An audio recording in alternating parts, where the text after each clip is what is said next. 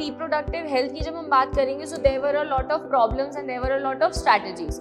तो जब problems address की गई उसके बाद ये भी आया कि आप स्ट्रैटेजीज बताओ कि हम उसको कैसे सॉल्व कर सकते हैं। ठीक है, अभी भले ही फीमेल की मैरिजेबल एज 21 ईयर्स हो चुकी है, बट आपको एनसीईआरटी के अकॉर्डिंग यही याद करना पड़ेगा कि फीमेल की मैरिजेबल एज बढ़ा के 18 कर दिया था, मेल का 21 कर दिया था, क्योंकि पहले 10-10, 11-11 साल के बच्चों की भी शादियां हो जाती थी। अगर ईस्ट्रोजन प्रोजेस्टेरॉन पिल्स की वजह से ज्यादा है तो एफएसएच नेगेटिव, एफएसएच और एलएच को नेगेटिव फीडबैक मिलेगा, फॉलिक्यूलर ग्रोथ नहीं होगी, गेमीट डेवलपमेंट नहीं होगा।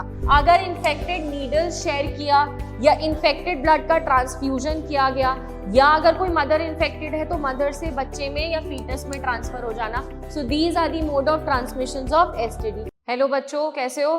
थक गए? ह्यूमन रिप्रोडक्शन खत्म हो चुका है, रिप्रोडक्टिव हेल्थ स्टार्ट करते हैं। ब्रेक तो दे दिया था बीच में, पानी वानी पी लिया, खाना वाना खा लिया तुम लोगों ने। ये करते हैं, फिर दोबारा ब्रेक ले लेना नेक्स्ट चैप्टर के लिए, ठीक है? WHO के अकॉर्डिंग बेटा जी रिप्रोडक्टिव हेल्थ क्या है? Reproductive health means a total wellbeing in all aspects of reproduction. अब जो क्वेश्चन आएगा वो सुनना, physical aspect, emotional aspect, social aspect and behavioural aspect.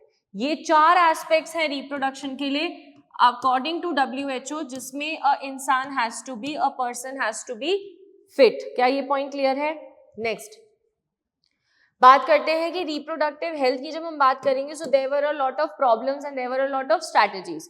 तो जब प्रॉब्लम्स एड्रेस की गई उसके बाद ये भी आया कि आप स्ट्रैटेजीज बताओ कि हम उसको कैसे सॉल्व कर सकते हैं। ठीक है, प्रॉब्लम क्या थी? प्रॉब्लम पॉपुलेशन बढ़ना था, मेडिकल हेल्थ फैसिलिटीज अच्छी नहीं थी, प्रेग्नेंट फीमेल्स की डेथ ज्यादा हो रही थी, बेबीज का बर्थ के बाद डेथ ज्यादा हो रहा था। ठीक है, उसके बाद मोर्टेलिटी रेट ज्यादा बढ़ रहे थे, अबॉर्शंस अगर हो रहे थे तो वो ठीक से नहीं हो रहे थे, मिसकैरेजेस हो रहे थे। तो ये सारी चीजों को लेके हुए ध्यान में रखते हुए दीज वर द प्रॉब्लम्स जिसके लिए हमने स्ट्रैटेजीज बनाई। तो India was the first country in the world to initiate a family planning programme. India was the first to initiate a national family planning programme. किस ईयर में किया था? 1951 में, विच इज वेरी इंपॉर्टेंट। ठीक है, अब हम बात करते हैं कि जब नेशनल फैमिली प्लानिंग प्रोग्राम को और थोड़ा इम्प्रोवाइज किया था और थोड़ा बेटर किया था, तब उसको हमने बोल दिया था RCH, which is what? Reproductive and child health care programmes. ठीक है, तो इसमें क्या क्या टास्क परफॉर्म किए गए थे एक एक करके देखते हैं। पहला क्या था? एडोलेसेंट्स को हमने ये समझाया कि रिप्रोडक्टिव ऑर्गन्स क्या होते हैं, what are the safe sexual practices, STDs क्या होते हैं, कैसे प्रिवेंट करते हैं, वो समझाया।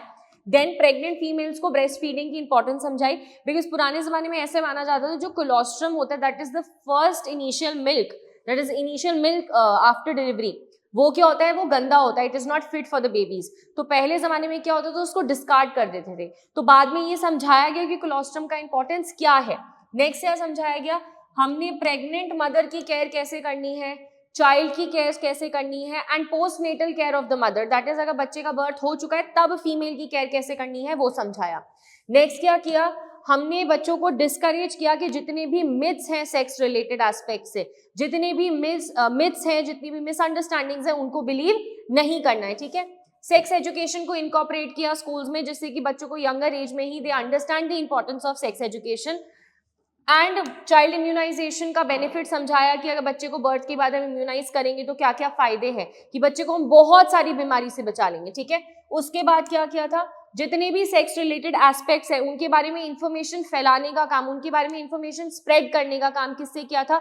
डिजिटल मीडिया यूज किया, NGOs यूज किया, प्रिंट मीडिया यूज किया। NGOs is what? Non governmental organisations. तो हमने इन सबका यूज किया इंफॉर्मेशन को स्प्रेड करने के लिए। नेक्स्ट क्या था?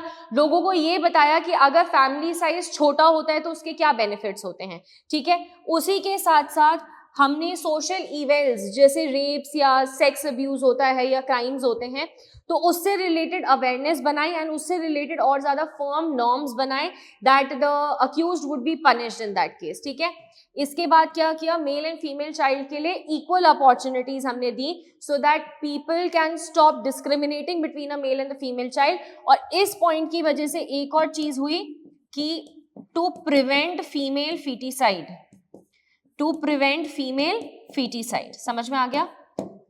ओके, इसके बाद 2011 सेंसस के टाइम पे बच्चे हमारी जो पॉपुलेशन ग्रोथ रेट था it was less than 2%, that is what? 20 पर 1000 पर ईयर। तो ये फिगर एनसीईआरटी का टेबल के बेस में है। 1900 में वर्ल्ड पॉपुलेशन कितनी थी? 2 बिलियन। इंडियन पॉपुलेशन कितनी थी? 350 मिलियन। 2000 में वर्ल्ड पॉपुलेशन कितनी थी 6 बिलियन एंड इंडियन पॉपुलेशन कितनी थी 1 बिलियन।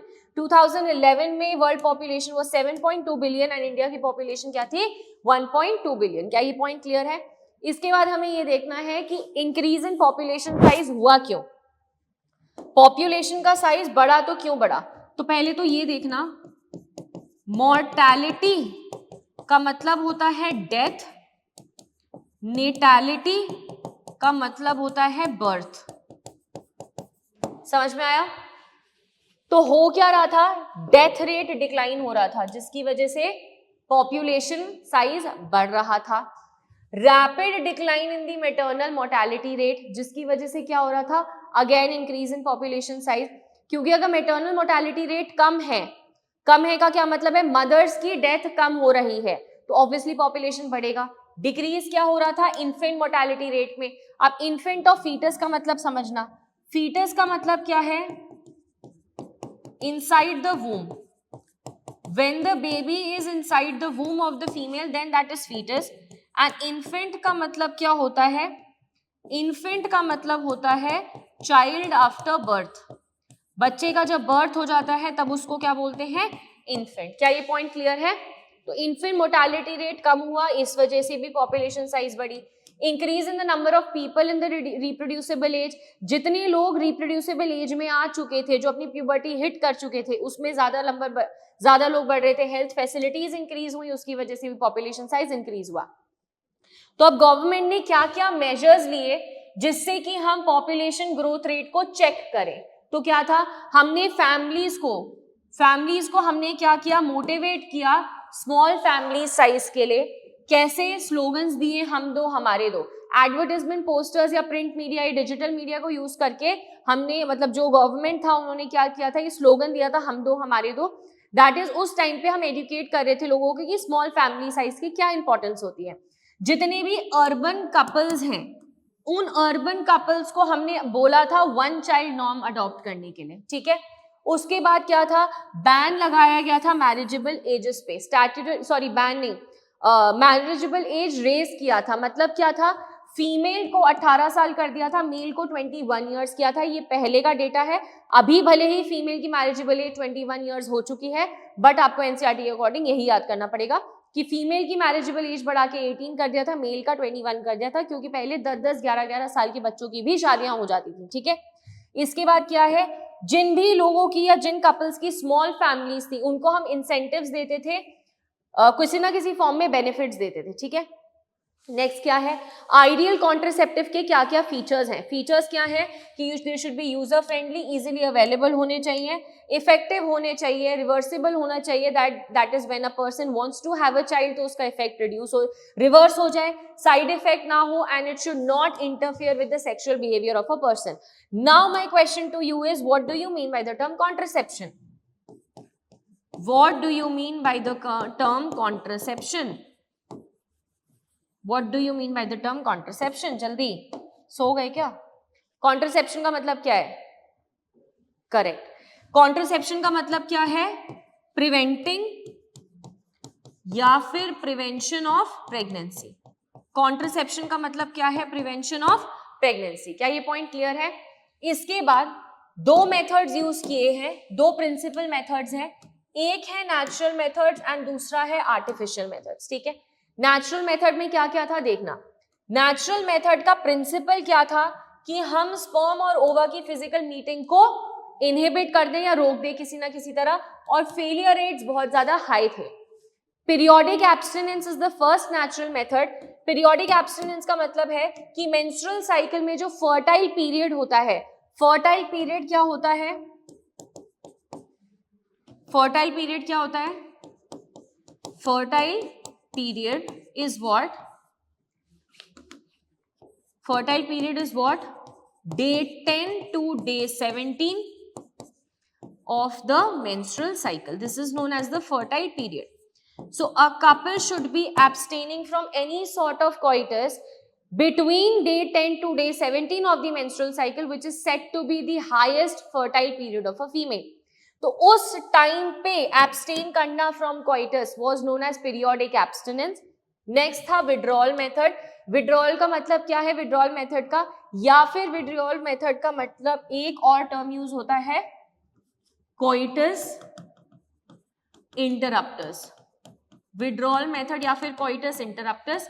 पीरियोडिक मेथड का एक और मतलब है, एक और नाम है रिदम मेथड या फिर कैलेंडर मेथड, या फिर कैलेंडर मेथड, ठीक है। विड्रॉल मेथड या पीरियोडिक कोइटस इंटरप्टस का मतलब क्या था, that is just before insemination और just before ejaculation a male will withdraw his penis from the vagina of the female to prevent insemination. Ejaculation से just पहले if a male will withdraw his penis from the vagina of the female, so a male is preventing insemination, ठीक है। But इसके failure rates बहुत ज्यादा high थे because there was some sort of fluid just before ejaculation जो release होता था, and that some amount of fluid before ejaculation could also contain some amount of sperm, so इसका भी failure rate बहुत high था। Next is lactational amenorrhoea. Again ध्यान से सुनना, ए का मतलब है एब्सेंस, मेनोरिया का मतलब है मेंस्ट्रुअल साइकिल। क्या मतलब है? मेंस्ट्रुअल साइकिल, ठीक है। बोलते रहो ना, लाइक को सोना नहीं है। लैक्टेशनल एमेनोरिया में क्या हुआ था बेटा जी? लैक्टेशनल एमेनोरिया में जब प्रोलैक्टिन लेवल्स हाई थे, प्रोलैक्टिन लेवल्स हाई थे, तो प्रोलैक्टिन लेवल्स हाई थे तो वो नेगेटिव फीडबैक देते थे जीएनआरएच को, जिसकी वजह से ना तो एफएसएच रिलीज होता था ना ही एलएच रिलीज होता था। तो अगर प्रोलैक्टिन लेवल्स हाई हैं, जीएनआरएच को नेगेटिव फीडबैक मिलेगा, तो उसकी वजह से क्या नहीं होगा? एफएसएच और एलएच नहीं होगा। फीमेल्स में अगर एफएसएच एलएच नहीं रिलीज होगा तो उसका क्या मतलब है? फीमेल्स में फॉलिकल की ग्रोथ ही नहीं होगी, तो गैमेट भी नहीं बनेगा, ठीक है। So up to 6 months during the period of intense lactation, या फिर ये बोलूं कि up to 6 months after delivery, if a female was intensively breastfeeding the child, so in that case menstrual cycle prevent हो रहा था, but minimum 2 से maximum 6 months का क्या होता है? menstruation could be avoided if a female is regularly and intensively breastfeeding a child, ठीक है। नेक्स्ट बात करते हैं आर्टिफिशियल मेथड्स की। बैरियर मेथड्स हैं, स्पर्मिसाइडल जेलीज हैं, आईयूडीज हैं, ओरल पिल्स हैं, इंजेक्शन इम्प्लांट्स हैं, इमरजेंसी कॉन्ट्रासेप्टिव्स हैं एंड सर्जिकल मेथड्स हैं। When you talk about barrier methods, barrier method का काम क्या होता है कि ओवा एंड स्पर्म की फिजिकल मीटिंग रोकनी है, ठीक है। सो बेनिफिट क्या होता है? That they are self inserted and they are maintaining the privacy of the user. तो पहला क्या है? Condoms. Condoms are made up of rubber और thin latex and condoms are available for both male and female. Female condoms के लिए the term used is femidoms, the term used is femidoms. Now male condoms are covering the penis of the female and female condoms or femidoms are covering the vagina and cervix of the female, and both these condoms are preventing the user from the STIs या किसी भी sexually transmitted infection से या STDs से prevent कर रहे हैं। Next क्या है? Diaphragm, cervical caps and walls की जब आप बात करते हो, सो ये रबर बैरियर्स होते हैं which are covering the cervix during coitus. अब पॉइंट क्या होता है? एक चीज, कॉन्डम्स की जब बात करते हो, they are not reusable. A person cannot reuse the condoms again, but when you talk about diaphragm, cervical caps and walls, so they are what? Reusable. They're reusable, but they do not protect the user from the STIs and they're used by females only. खुद सोचो, diaphragm, cervical caps and walls are covering just the cervix of the female. So vagina of the female is still exposed to any sort of STDs. So that is why diaphragm, cervical caps and walls are not preventing the user against, are not preventing the female against any STIs. Spermicidal jellies, foams and creams का क्या काम था? These were used by the female to apply in her vagina and they used to create an acidic pH, and if insemination हुआ, so the sperms that were inseminated into the vagina, they were killed due to the acidic pH, and usually इसको barrier methods के साथ use किया जाता था to increase the efficiency of the barrier methods, okay? Next is what? Intrauterine devices. एक benefit है कि ज्यादा वाइडली एक्सेप्टेड है बिकॉज एक्यूरेसी रेट ज्यादा बेटर है, बट एक डिसएडवांटेज क्या है? That IUDs are inserted by doctors and nurses into the uterus, because IUDs are inserted inside the uterus of the female, ठीक है। So they are inserted in the uterus. Types क्या है? Non medicated and medicated. Non medicated की बात करते हैं, non medicated IUDs का example है लिपीज लूप, आप एग्जाम्पल याद कर लेना, नॉन मेडिकेटेड आईयूडी का एक्चुअल फिनोमिनन अभी तक नहीं पता है कि प्रिसाइसली वो काम कैसे करता है। मेडिकेटेड आईयूडीज की दो बात होती है, hormonal releasing IUDs and copper coating IUDs. Hormonal releasing IUDs का एग्जाम्पल है प्रोजेस्टासर्ट एंड LNG-20। वो क्या करते हैं, they are making the uterus unsuitable for implantation और उसके बाद they are making the cervix hostile to sperms. तो जितनी भी हार्मोनल रिलीजिंग आईयूडीज हैं उनमें क्या होता है, ईस्ट्रोजन प्रोजेस्टेरॉन का कॉम्बिनेशन होता है, इम्प्लांटेशन को प्रिवेंट करते हैं, ओव्यूलेशन को प्रिवेंट करते हैं, and cervix will become hostile to the sperms, that will not be beneficial for the sperms. Copper coating IUDs क्या करते हैं, स्पर्म मोटिलिटी को रिड्यूस करेंगे, सप्रेस करेंगे स्पर्म मोटिलिटी को, फर्टिलाइजिंग एबिलिटी को रिड्यूस करेंगे, एंड साथ ही साथ स्पर्म्स का फैगोसाइटोसिस भी करते हैं। समझ में आ गया? तो कॉपर रिलीजिंग के आईयूडीज के एग्जांपल क्या है, कॉपर 7, मल्टीलोड 375 एंड उसी के साथ copper T is also one example of copper releasing IUD. कैसे करते हैं, phagocytosis of sperm, reduces the motility and it also reduces the fertilising capacity of the sperm. Oral contraceptive pills की बात करेंगे, non steroidal में आता है Saheli. Saheli was developed by the scientist in CDRI which is central drug research institute in Lucknow, Uttar Pradesh. ठीक है, काम क्या होता है, इट इंटरफेयर्स विद इम्प्लांटेशन। क्यों? क्योंकि ये सहेली क्या करता है, यूट्रस में जो ईस्ट्रोजन के रिसेप्टर्स होते हैं उनको बाइंड करके उनको डिस्ट्रॉय कर देगा। If the estrogen receptors in the uterus are destroyed, so estrogen अगर रिलीज भी होगा बॉडी में, वो यूट्रस में अपने रिसेप्टर के साथ बाइंड नहीं करेगा, और बाइंड नहीं करेगा तो एंडोमेट्रियम नहीं होगा, एंडोमेट्रियम नहीं होगा तो ऑब्वियसली इम्प्लांटेशन नहीं होगा। स्टेरॉइडल क्या है, प्रोजेस्ट्रोजेंस या फिर combinations of progestrogen and oestrogen and progesterone, sorry. तो इसको क्या बोलते हैं, POPs, which is what, progesterone only pills.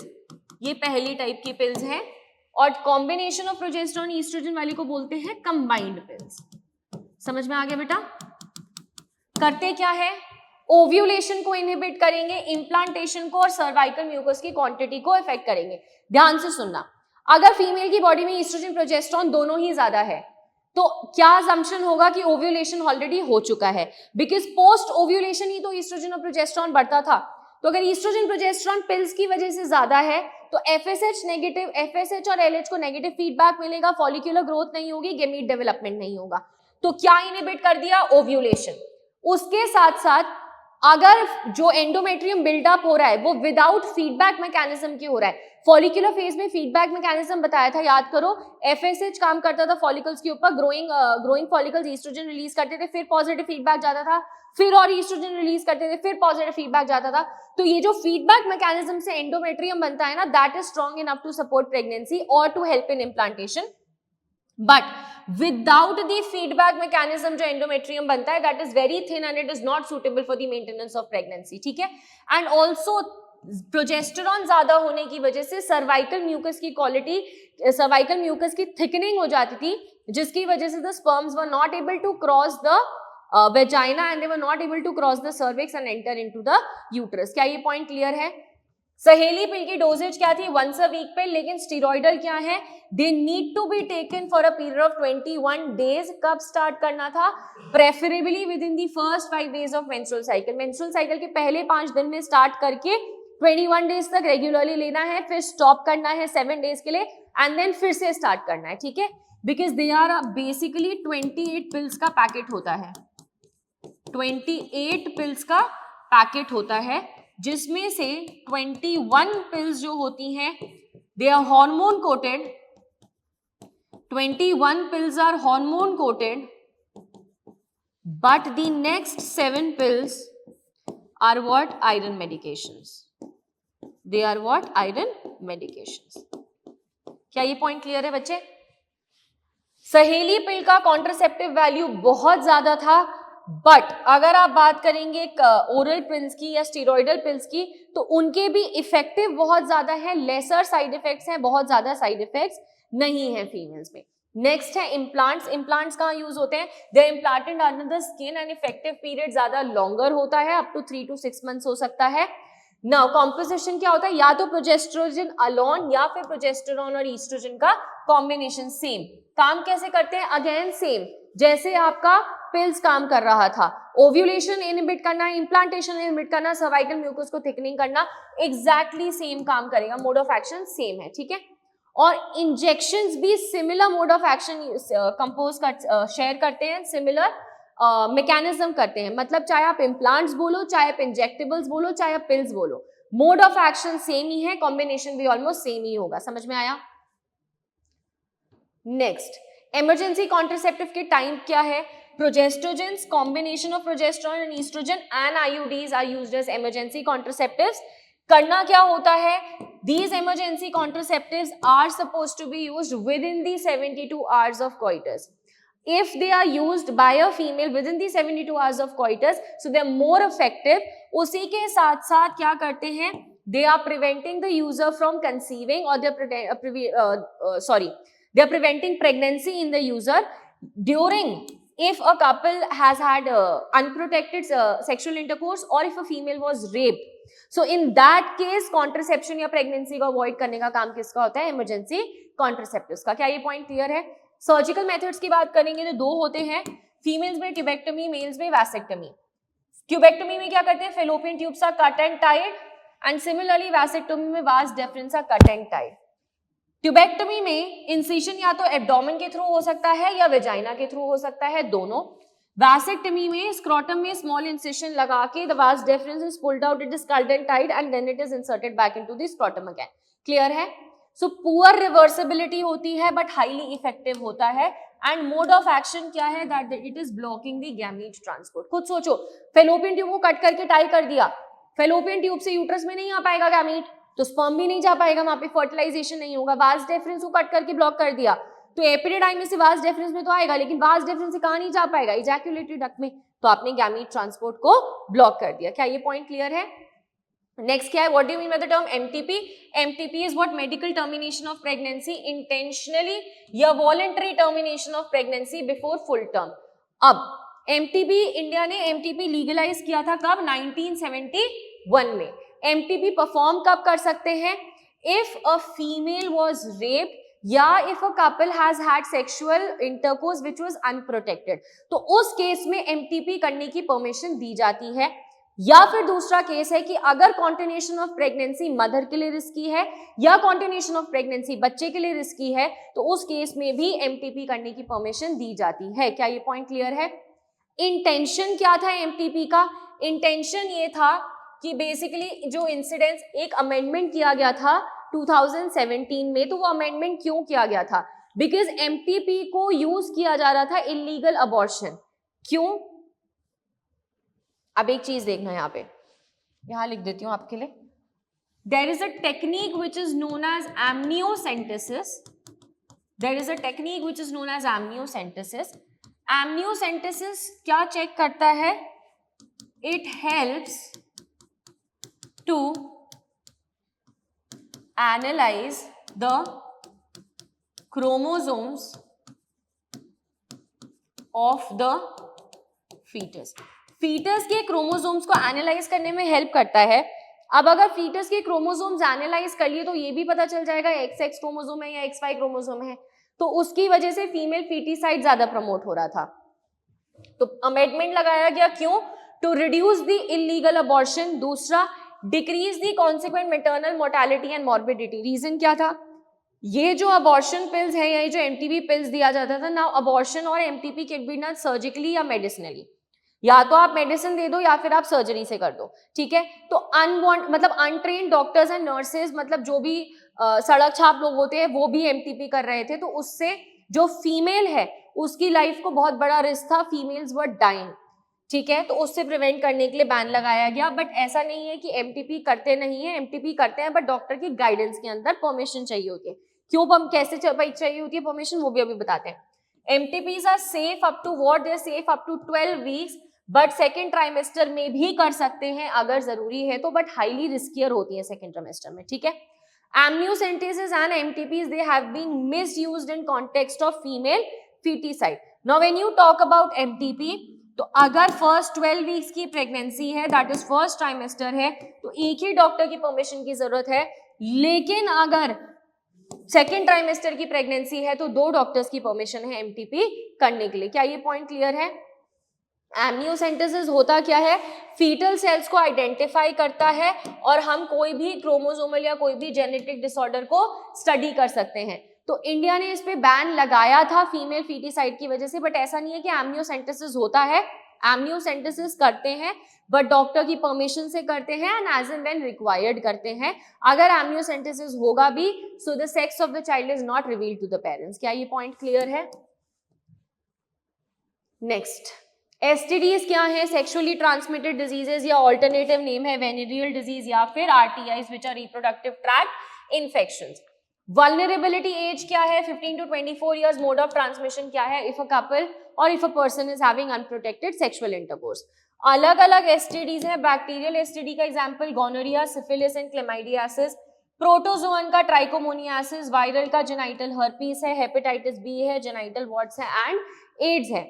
अब अगर आप बात याद करोगे, यहां लिख देती हूं आपके लिए, genital herpes, hepatitis B, genital warts and AIDS, ये सारे ही क्या हैं? They are incurable. क्या है? They are incurable. समझ में आ गया? नेक्स्ट, मोड ऑफ ट्रांसमिशन और कौन से हैं? टॉपिक हमारा एसटीडी ही है, टॉपिक एसटीडीज ही है, बट मोड ऑफ एक्शन क्या है या मोड ऑफ ट्रांसमिशन क्या है? मोड ऑफ ट्रांसमिशन क्या है? अगर इन्फेक्टेड नीडल्स शेयर किया या इन्फेक्टेड ब्लड का ट्रांसफ्यूजन किया गया, या अगर कोई मदर इन्फेक्टेड है तो मदर से बच्चे में या फीटस में ट्रांसफर हो जाना। So these are the mode of transmission of STD. क्या ये पॉइंट क्लियर है बेटा जी? सिम्टम क्या है? अर्ली डिटेक्शन या अर्ली सिम्टम्स ऑफ एसटीडीज क्या है? Itching, fluid discharge from the genital region, pain या swelling present in the genital region. Next क्या है? लेट डिटेक्शन क्या है? पेल्विक इन्फ्लेमेटरी डिजीज हो, अबॉर्शंस हैं, स्टिल बर्थ्स है। स्टिल बर्थ्स का मतलब क्या है? बच्चा मरा हुआ पैदा होना। एक्टोपिक प्रेगनेंसी क्या है? प्रेगनेंसी इम्प्लांटेशन यूट्रीन फंडस में होना था लेकिन फंडस की जगह कहीं और हो गया। मान लो फेलोपियन ट्यूब में हो गया, मान लो सर्विक्स में हो गया, मान लो एब्डोमिनल कैविटी में हो गया, कहीं भी हो गया। ठीक है। प्रिवेंटेड मेजर्स क्या है? जो कॉज कर रहा था उसी को अवॉइड करो। Having sex with multiple partners was causing STD, so avoid having sex with unknown partners or with multiple partners, and also try to use condoms during coitus, या फिर prevent the sharing of any needle or any also prevent from any sort of unsafe blood transfusion। ठीक है, तो ये सारे methods क्या थे आपके prevention of STDs। इनफर्टिलिटी क्या है? रीजंस क्या है इनफर्टिलिटी के? कोई डिजीज है, फिजिकल प्रॉब्लम है, साइकोलॉजिकल प्रॉब्लम है, कॉन्जेनाइटल प्रॉब्लम है या इम्यूनोलॉजिकल प्रॉब्लम है। These are the reasons. ठीक है। अब जब भी फर्टाइल कपल्स को हमें हेल्प करना होता है to conceive, then the methods that are used are assisted reproductive technologies. तो हम करते क्या है? पैरामीटर क्या देखना होता है कि फर्टिलाइजेशन का साइट क्या रखना है, मतलब फर्टिलाइजेशन का साइट क्या है, फीमेल ओवर प्रोड्यूस कर सकती है नहीं कर सकती, एम्ब्रियो ट्रांसफर करना है और एग्जाम्पल्स हैं। ठीक है, तो ध्यान से समझना साइट ऑफ पैरामीटर्स क्या है। 2 है, अगर फर्टिलाइजेशन फीमेल के बॉडी के अंदर हो रहा है then that is in vivo fertilisation. अगर फर्टिलाइजेशन बाहर हो रहा है लैब में, so that is in vitro fertilisation. In vitro fertilisation का मतलब क्या है? इन विट्रो फर्टिलाइजेशन का मतलब क्या है कि सेम बॉडी जैसी कंडीशन, बिल्कुल सेम बॉडी जैसी कंडीशंस लैब्स में क्रिएट करना। सिम्युलेटेड मतलब बिल्कुल सिमिलर कंडीशंस करना। ठीक है, तो वो यूज करके अगर फर्टिलाइजेशन हम बाहर करवा रहे हैं that is in vitro fertilisation. ठीक है, अब इन विट्रो फर्टिलाइजेशन में फीमेल गैमीट प्रोड्यूस कर सकती है, बिल्कुल कर सकती है। एम्ब्रियो ट्रांसफर करेंगे। टेक्निक्स क्या होती हैं? जिफ्ट, ठीक है यहां लिखा हुआ है, GIFT is what? Zygote intrafallopian transfer. उसमें करते क्या है? Sperm is taken from the female, ova sperm is taken from the male and ova is taken from the female. Lab में फर्टिलाइज करवाएंगे, फ्यूज करवाएंगे। इसके बाद अगर जाइगोट बनेगा, या तो जाइगोट या 8 सेल्ड ब्लास्टोमियर्स को अगर फेलोपियन ट्यूब में ट्रांसफर कर दिया तब वो जिफ्ट है। 8 सेल स्टेज से ज्यादा हुआ तो यूट्रस में ट्रांसफर करेंगे तो वो आईयूटी है। समझ में आ गया? इन दोनों में ही फर्टिलाइजेशन कहाँ हुआ था? बॉडी के बाहर। नेक्स्ट है ICSI, intracytoplasmic sperm injection. Female gamete लिया, नीडल या माइक्रो इंजेक्शन की हेल्प से स्पर्म को डायरेक्टली इंजेक्ट किया, ये लैब में बाहर हो रहा है, तो अगेन फर्टिलाइजेशन कहाँ हो रहा है? लैब में बाहर, which is in vitro. In VU में क्या है? फीमेल गैमीट नहीं बना सकती, तो गैमीट ट्रांसफर कर दो। इन case if a female is not producing a viable gamete but उसका यूट्रस कंप्लीटली हॉस्पिटेबल है प्रेगनेंसी के लिए, तो करेंगे क्या? गैमीट किसी डोनर से कलेक्ट करके फीमेल के फेलोपियन ट्यूब में ट्रांसफर कर देंगे, and that is known as GIFT, gamete intrafallopian transfer. दूसरा क्या है? आर्टिफिशियल इंसेमिनेशन या intrauterine insemination. In case if a male is suffering from penile dysfunction और इरेक्टाइल डिस्फंक्शन, तो उस केस में हम आर्टिफिशियल इंसेमिनेशन करते हैं। बट इन केस अगर ओलिगोस्पर्मिया है, स्पर्म काउंट कम है फीमेल में, तो हम आर्टिफिशियली सीमेन को इंजेक्ट करते हैं, कहाँ पे? यूट्रस के अंदर। सो that is what? Intrauterine insemination. क्या ये पॉइंट क्लियर है बेटा जी? तो ध्यान से देख लेना। अप टू 8 ब्लास्टोमियर्स है तो फेलोपियन ट्यूब में ट्रांसफर किया, टेक्निक क्या थी? ज़िफ्ट। मोर देन 8 ब्लास्टोमियर्स है तो यूट्रस में क्या था? टेक्निक क्या थी? Intrauterine transfer. उसके बाद ICSI क्या था? स्पर्म को डायरेक्टली इंजेक्ट किया था। आर्टिफिशियल इंसेमिनेशन में क्या होता था? सीमन को या तो वेजाइना में या यूट्रस में इंट्रोड्यूस करवाया था, या मतलब इंसेमिनेट करवाया था आर्टिफिशियली। लो स्पर्म काउंट होना या फिर inability of the male to inseminate a female, this is what? Penile dysfunction या फिर इरेक्टाइल डिस्फंक्शन। पीनाइल या इरेक्टाइल डिस्फंक्शन। क्या ये पॉइंट क्लियर है?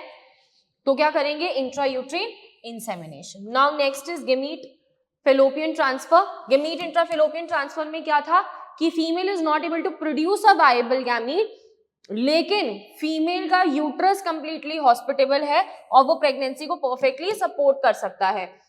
तो किसी भी डोनर फीमेल से एग को कलेक्ट करेंगे एंड देन ट्रांसफर कर देंगे, कहां पे? Transfer into the fallopian tube, and after this gift procedure is done, the female is allowed to be inseminated naturally, and in that case fertilization क्या होगा? Body के अंदर। क्या ये पॉइंट क्लियर है? So that's all from my side. Hope तुम्हारे basics बिल्कुल clear हो गए होंगे। ठीक है, जाके एक बार फटाफट NCERT पढ़ लेना। Okay, bye bye.